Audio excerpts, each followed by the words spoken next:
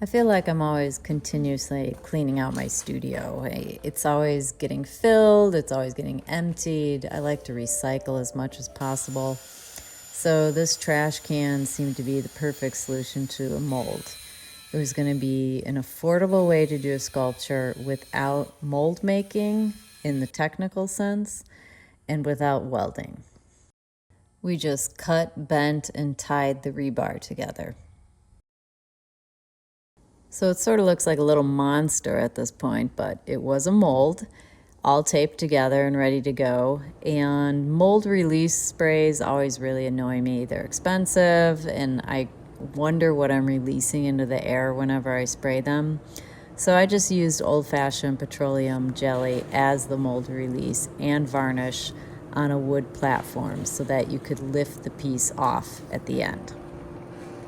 Then it's just the recycled marble aggregate, the cement, some pigment, and endless mixing. And the steel and the mesh that's in there from the trunk into the root areas will make sure that the whole piece holds together once it's released from the mold. The mold release was pretty easy. For the parts that were a little sticky, I pulled out this huge old screwdriver I have for my grandfather, who was so obsessive about his tools that he engraved his name on them. So whenever I need to do something big, I turn right to this piece. Then Tashi and I tested it. I shimmed it up. Now we just have to do the 2x4s. This is amazing. Woo!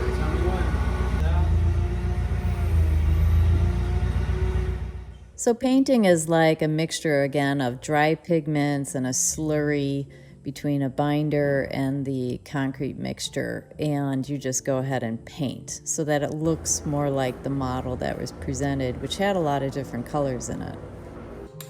To create a bark effect, I needed to use the chisel and also the file to take down the roots a little bit so that as I was painting, I adjusted and would chisel. So chisel, paint, until I kind of had shaped the surface the way I wanted it to be.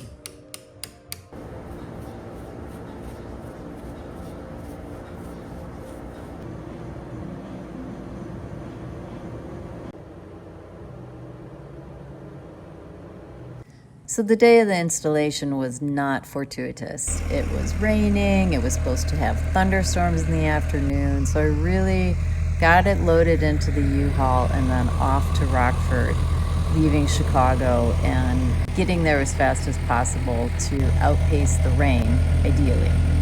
It was still drizzling, but we moved fast and got her in place. Tashi, of course, led the way and seems to be fearless when it comes to large forklifts and other heavy-duty machinery. We returned in the spring with the sunshine and flowers to the Klehm Arboretum to see the sign and how the rest of the installations went, and there it was, the giving tree. Like the book, the ending's not clear. The boy kept taking and taking until there was only a stump left. But at least he had something to rest on. But it's complicated, our relationship to nature. And I, for one, really enjoy having a lot of full-grown trees.